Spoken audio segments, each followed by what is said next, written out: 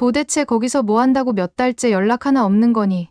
당장 영국으로 돌아와. 런던 최고의 건축 디자이너가 마침내 참았던 분노를 터뜨리고 말았습니다. 냉철한 판단력으로 회사를 이끌어온 그녀였지만 한국이라는 머나먼 나라에서 들려오는 딸의 소식에 마음이 흔들리기 시작했습니다. 옥스포드를 졸업하고 화려한 미래가 보장되어 있었음에도 갑자기 한국행을 선택한 딸. 게다가 남편의 불안감 조성에 결국 그녀는 비즈니스 미팅을 핑계를 대고 한국으로 향했습니다. 과연 그녀가 한국에서 마주하게 될 충격적인 진실은 무엇일까요? 오늘의 사연, 지금 시작합니다. 잠깐만요.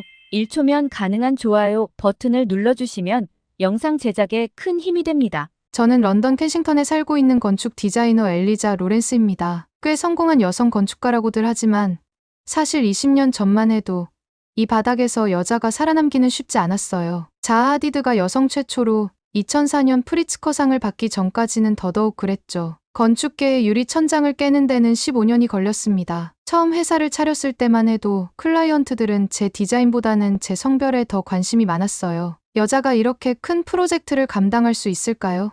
이런 질문을 받을 때마다 저는 웃으면서 대답했죠. 그럼 노먼 포스터의 더 거키는 보셨나요? 제가 그 팀의 수석 디자이너였거든요. 거짓말은 아니었습니다. 실제로 저는 포스터 앤드 파트너스에서 10년간 일했고 거킨 빌딩 프로젝트의 핵심 멤버였어요. 하지만 제 이름은 어디에도 크게 실리지 않았죠. 그때 결심했습니다. 내 이름을 걸고 더 혁신적인 것을 만들겠다고. 회사를 설립하고 첫 5년은 정말 힘들었어요. 하지만 에코 레지던스 프로젝트로 상을 받은 후에는 상황이 달라졌습니다. 자연광과 환기, 에너지 효율을 극대화한 그 디자인은 런던의 새로운 주거 트렌드를 만들었다고 평가받았죠. 그렇게 성공가도를 달리던 제 인생에 큰 변화가 찾아온 건 2년 전이었습니다. 제 유일한 약점이자 전부인 딸 소피가 갑자기 한국행을 선언했을 때였죠. 옥스포드를 나와 포스터 앤드 파트너스의 입사가 확정된 상황이었는데 갑자기 한국의 K 콘텐츠 회사로 진로를 바꾸겠다고 하더군요. 처음에는 이해할 수 없었어요. 브렉시트로 유럽 시장이 불안정해진 상황에서도 런던은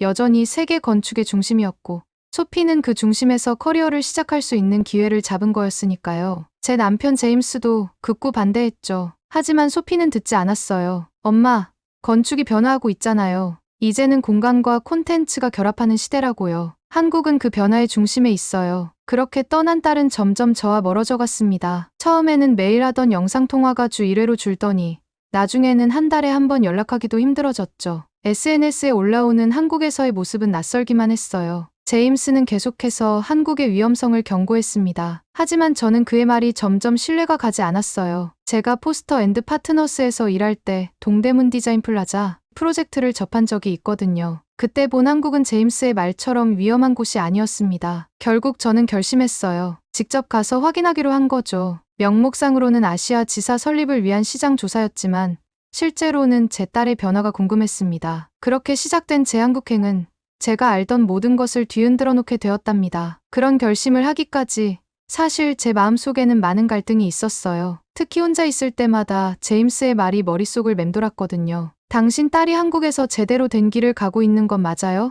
처음에는 그의 말을 무시했지만 점점 뜸해지는 소피의 연락에 불안감이 커져갔어요. 제임스와의 재혼은 5년 전이었습니다. 성공한 제조업체 CEO라고 자신을 소개했죠. 하지만 결혼 후 알게 된 현실은 달랐어요. 그의 회사는 이미 파산 직전이었고 결국 제가 투자한 자금으로 겨우 회사를 유지하게 되었습니다. 소피는 처음부터 제임스를 탐탁지 않아 했어요. 엄마, 그 사람 뭔가 이상해요. 딸의 말을 귀담아 듣지 않은 게 실수였던 것 같네요. 하지만 당시 저는 너무 외로웠고 제임스는 제가 필요한 모든 말을 해주었거든요. 런던의 유명 건축회사에 입사가 확정됐다는 소피의 소식에 얼마나 기뻐했는지 몰라요. 하지만 갑자기 한국행을 결심했다는 딸의 이야기에 당황스러웠죠. 더 놀라운 건 제임스의 반응이었어요. 한국은 지금 젊은이들에게 최고의 기회의 땅이에요. 소피가 거기서 새로운 경험을 해보는 것도 좋을 것 같은데요. 처음에는 제임스가 소피의 결정을 지지해주는 것이 고마웠어요. 하지만 시간이 지날수록 그의 말과 행동이 이상하게 느껴지기 시작했습니다. 소피가 떠난 후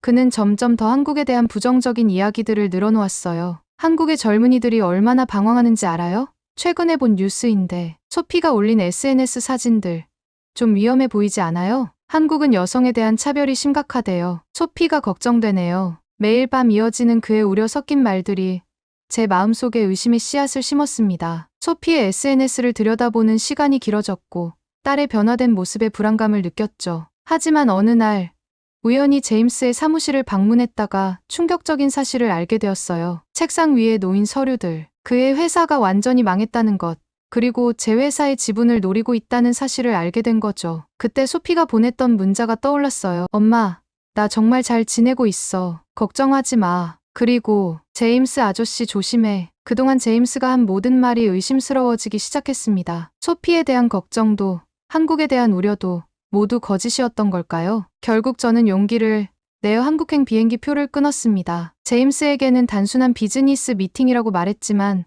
사실 저는 알고 싶었어요. 진짜 한국의 모습과 그곳에서 살고 있는 제 딸의 진짜 이야기를. 솔직히 그때는 그냥 딸 걱정되는 마음에 급하게 떠난 거였는데 이 여행이 제 삶을 완전히 다른 방향으로 바꿔놓을 거라고는 꿈에도 몰랐죠. 인천공항에 발을 디딘 순간부터 저는 혼란스러웠어요. 영국의 히드로 공항에 익숙했던 제게 마치 미래의 공항에 온 것 같은 느낌이었거든요. 모든 것이 완전히 자동화되어 있었고 체크인부터 입국까지 놀라울 정도로 빠르게 진행됐죠. 공항 직원의 친절함도 인상적이었어요. 제가 길을 헤매고 있을 때 한 직원이 다가와 영어로 도움을 줬는데 그 세심함이 기억에 남네요. 런던이었다면 아마 알아서 찾아가라고 했을 텐데 말이죠. 심야 택시를 탔을 때는 또 한 번 놀랐습니다. 새벽 2시였는데도 거리는 환했고 도로 곳곳에 24시간 편의점들이 빛나고 있었어요. 특히 택시 기사님이 카드 결제기를 꺼내셨을 때는 아직도 현금만 고집하는 런던의 블랙캡이 떠올라 피식 웃음이 났죠.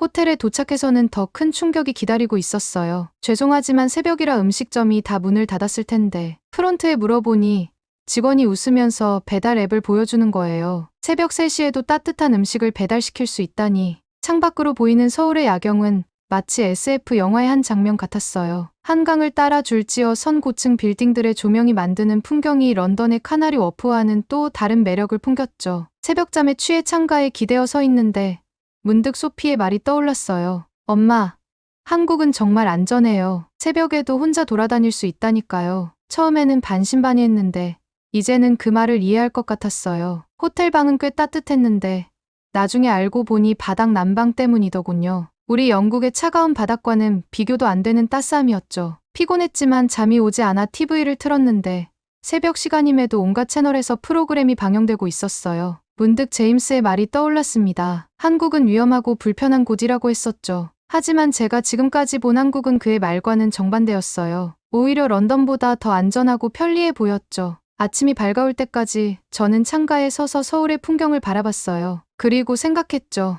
이제 이해할 것 같아. 소피가 왜 이곳을 선택했는지. 아침이 되자 저는 떨리는 마음으로 소피에게 메시지를 보냈어요. 엄마가 지금 서울에 와 있어. 놀랍게도 곧바로 소피에게서 전화가 왔어요. 제임스가 한사코 반대했을 텐데 어떻게 왔냐며 걱정 섞인 목소리로 물었죠. 그러다가 호텔에서 지내고 있다는 말에 목소리 톤이 단번에 올라가더라고요. 왜 한국에 오자마자 연락 안 했냐며 자기 집이 넓으니 함께 지내자고 하면서 바로 데리러 오겠다고 했죠. 딸의 다정한 목소리를 듣고 있자니 코끝이 찡해졌어요. 제임스의 말처럼 변한 게 아니라 여전히 그 다정한 제 딸이었던 거죠. 아니, 오히려 예전보다 더 따뜻하고 성숙해진 것 같았습니다. 택시를 타고 소피가 알려준 주소로 가면서 마음이 한결 가벼워졌어요. 그날 제가 본 것들은 제 모든 걱정을 뛰어넘는 정말 놀라운 것들이었답니다. 소피의 회사는 제가 상상했던 것과는 전혀 달랐어요. 아침 일찍 소피가 회사에 연락해서 영국에서 온 엄마를 회사에 데려가도 되는지 물어봤다고 하더군요. 마침 팀장님이 흔쾌히 허락해 주셨다면서 오히려 글로벌 프로젝트를 준비하는 중이니 영국 건축가의 조언을 들을 수 있는 좋은 기회라고 하셨다고 해요. 판교의 높은 유리 건물 안으로 들어서자마자 느껴지는 분위기부터가 런던의 회사들과는 확연히 달랐죠. 먼저 놀란 건 보안 시스템이었어요. 소피가 스마트폰으로 입구의 게이트를 열더니 엘리베이터도 자동으로 움직이는 거예요. 건축가인 제가 봐도 감탄이 나올 만큼 세련된 스마트 오피스 시스템이었죠. 사무실에 들어서자 더 놀라운 광경이 펼쳐졌어요. 길게 늘어선 책상도 칸막이도 없었죠. 대신 자유롭게 배치된 소파와 테이블, 곳곳에 미팅 공간이 보였어요. 직원들은 노트북을 들고 원하는 자리로 자유롭게 움직이고 있었고요. 여기가 내가 일하는 팀이에요. 소피가 안내한 곳은 AI 콘텐츠 랩이라고 적힌 공간이었어요. 그곳에서 소피는 K-팝 공연의 메타버스 구현을 담당하고 있다고 하더군요. 제가 잘 이해하지 못하자 소피는 웃으면서 시연을 보여줬어요. 홀로그램으로 구현되는 가상 무대와 실시간으로 변하는 특수효과들. 저는 그제서야 딸이 왜 이곳을 선택했는지 이해하게 됐어요. 이건 단순한 건축이 아니라 가상과 현실을 넘나드는 새로운 차원의 공간 디자인이었거든요. 점심시간이 되자 직원들이 자연스럽게 모여 식사를 하러 갔어요. 회사 구내식당에는 유명 셰프가 만든 한식이 제공된다고 하더군요. 식사를 하면서 소피의 동료들과 이야기를 나눴는데 모두 존댓말을 쓰면서도 편안한 분위기로 대화를 나누는 모습이 인상적이었어요. 특히 눈에 띈 건 소피의 상사인 박수연 팀장이었죠. 스탠포드 MBA 출신이라는데 나이 차이가 있는데도 소피를 동등한 동료처럼 대하면서 의견을 나누더군요. 런던에서는 상상도 할 수 없는 광경이었죠. 오후에는 소피가 프로젝트 미팅을 한다고 해서 잠시 지켜보았어요. 영어, 한국어, 일본어가 자연스럽게 오가는 가운데 소피가 프로젝트를 주도적으로 이끌어가는 모습을 보면서 가슴이 뭉클해졌어요. 제임스의 말처럼 나쁜 길로 빠진 게 아니라 오히려 더 넓은 세상으로 날아오른 거였네요. 소피는 이곳에서 자신만의 길을 찾아가고 있었고 그것도 아주 성공적으로요. 퇴근 후 소피의 집으로 향하는 길에 제 마음은 복잡했어요. 딸에 대한 미안함, 자부심, 그리고 제임스에 대한 분노가 뒤섞였죠. 그는 처음부터 소피의 성공을 시기하고 있었던 건 아닌가 하는 생각이 들었습니다. 소피의 집은 판교의새 아파트 단지에 있었어요. 회사에서 걸어서 10분 거리라고 하더군요. 택시에서 내려 아파트를 올려다보니 한국의 주거 문화가 궁금해지기 시작했어요. 현관문을 열자마자 신발을 벗어주세요라는 소피의 말이 들렸죠. 런던에서는 상상도 못할 일이지만 이상하게도 불편하지 않았어요. 오히려 집 안이 깔끔하게 유지되는 이유를 알 것 같았죠. 통유리창 너머로 보이는 도시 전경도 멋졌지만 제 관심을 끈 건 바닥이었어요. 건축가의 눈으로 보니 온돌 난방 시스템이 현대적으로 재해석된 게 흥미로웠거든요. 발을 디딜 때마다 느껴지는 따스함이 영국의 차가운 라디에이터와는 비교도 안 되더군요. 이런 게 한국 주거 문화의 특별함이구나 싶었죠. 엄마, 저녁 뭐 먹을래요?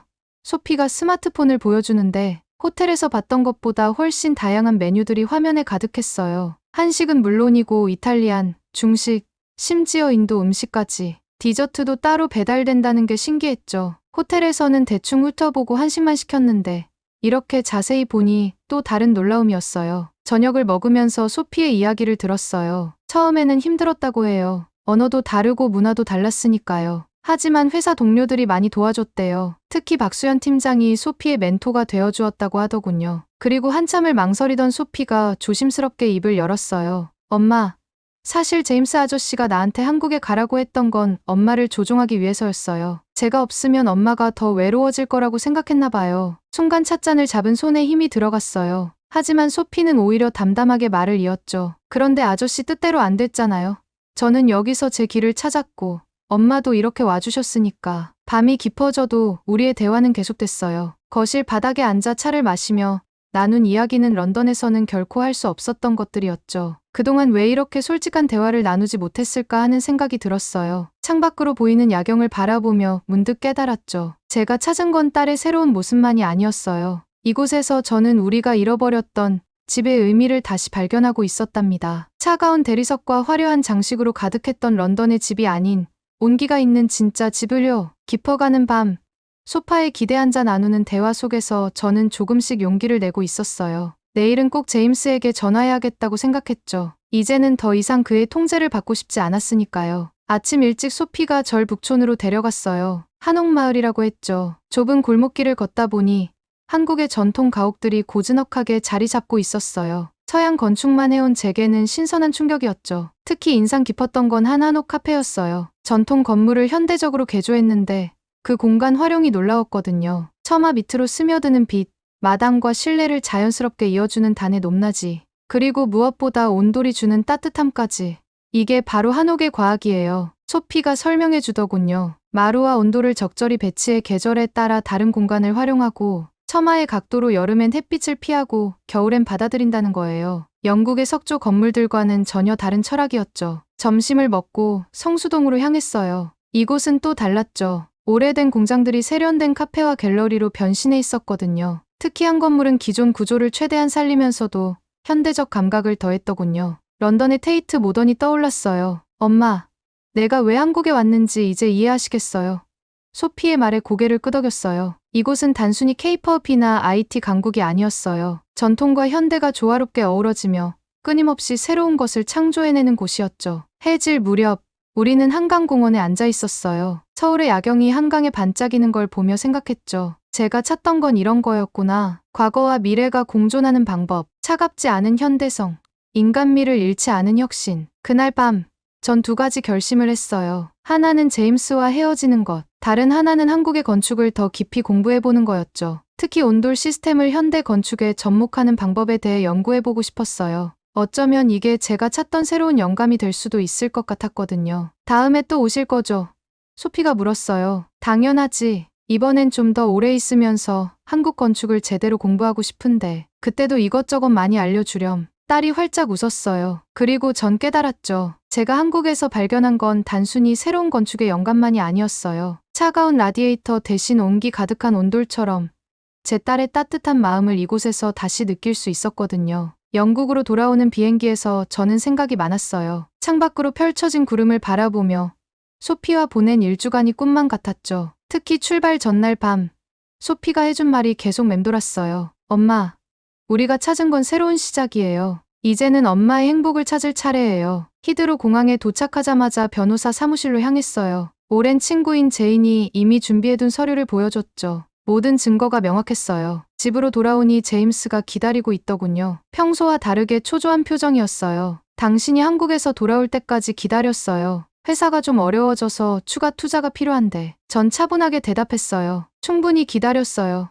제임스. 이제 그만하죠. 그는 순간 당황하더니 이내 태도를 바꿨어요. 무슨 소리를 하는 거예요? 당신 그 위험한 나라에 다녀오더니 이상한 생각만 가득해진 것 같네요. 내가 당신을 위해 얼마나. 말을 끊고 서류 뭉치를 내밀었어요. 제임스의 회사가 이미 6개월 전에 파산했다는 것, 제 회사의 지분을 노리고 위임장을 위조하려 했다는 증거들. 하나하나 보여주는 동안 그의 얼굴이 하얗게 변해갔죠. 이건 다 오해예요. 내가 설명할 수 있어요. 설명은 법정에서 하시죠. 마지막까지 발뺌하려던 제임스의 얼굴에서 혈색이 싹 가셨어요. 더는 할 말이 없었는지 조용히 짐을 싸서 나가더군요. 이혼 절차는 생각보다 빨리 진행됐어요. 제임스도 더는 저항하지 않더군요. 아마도 이미 모든 것이 드러났다는 걸 알았던 것 같아요. 그동안 소피와는 매일 영상통화를 했어요. 딸은 제 결정을 전적으로 지지해줬고 덕분에 힘든 시기를 잘 견딜 수 있었죠. 그런데 엄마, 정말 온돌 시스템 연구하실 거예요? 응. 우리 영국의 차가운 집들을 따뜻하게 만들 수 있을 것 같아서. 역시 우리 엄마답네요. 늘 새로운 걸 찾아내시는. 이제 제 책상에는 한국 전통 건축 관련 자료들이 가득해요. 온돌의 원리를 현대 건축에 적용하는 프로젝트를 시작했거든요. 한국의 건축가들과 이메일도 자주 주고받고 있어요. 가끔 한국에서의 그 일주일을 떠올려요. 제임스의 말대로라면 위험하고 불편한 곳을 찾으러 갔다가 오히려 제 인생에서 가장 따뜻한 진실을 발견하고 온 거죠. 딸의 재능, 새로운 영감, 그리고 무엇보다 제 자신의 용기를 찾았으니까요. 엄마, 다음 달에 우리 회사가 런던에서 프로젝트 하나 시작하는데 엄마의 조언이 필요할 것 같아요. 소피의 메시지를 보며 미소 지었죠.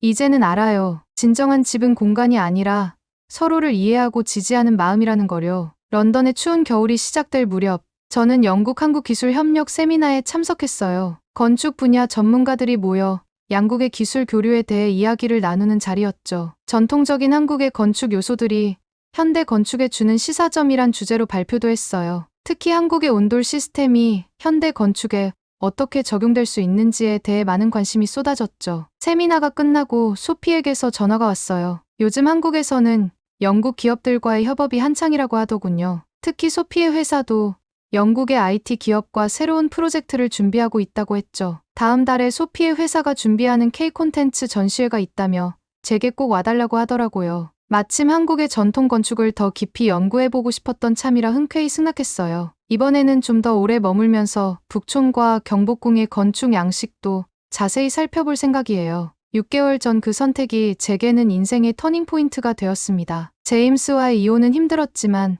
오히려 그 덕분에 새로운 가능성을 발견했죠. 건축가로서의 새로운 영감을 찾았고 무엇보다 소피와의 관계가 더 돈독해졌어요. 창밖으로 런던의 겨울비가 내리고 있네요. 하지만 더 이상 차갑게 느껴지지 않아요. 이제는 알아요. 두려웠던 변화가 오히려 제게 새로운 기회가 되었다는 거요. 다음 주면 다시 한국에 가요. 이번에는 소피와 함께 한국의 옛 건축물들을 둘러보기로 했어요. 제가 언제부터 이렇게 설레는 마음으로 딸과의 시간을 기다리게 됐을까요?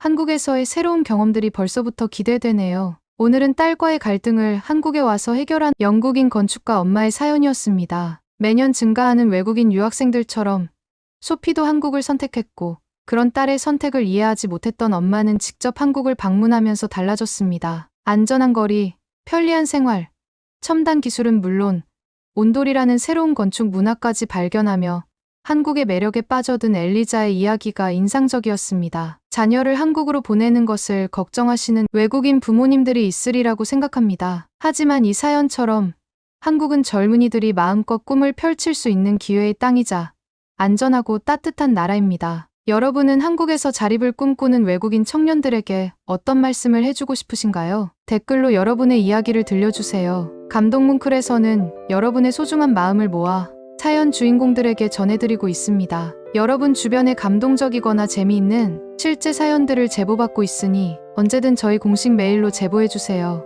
오늘 들려드린 사연에 공감하셨다면 구독과 좋아요 눌러주시고 주변 분들과도 공유해주세요. 여러분의 작은 관심과 응원이 더욱 좋은 콘텐츠를 만드는 데 큰 힘이 됩니다. 오늘도 여러분의 하루의 작은 즐거움이라도 되었기를 바라며 지금까지 감동뭉클이었습니다. 끝까지 시청해주셔서 감사합니다. 다음에 더 감동적인 사연으로 찾아뵙겠습니다.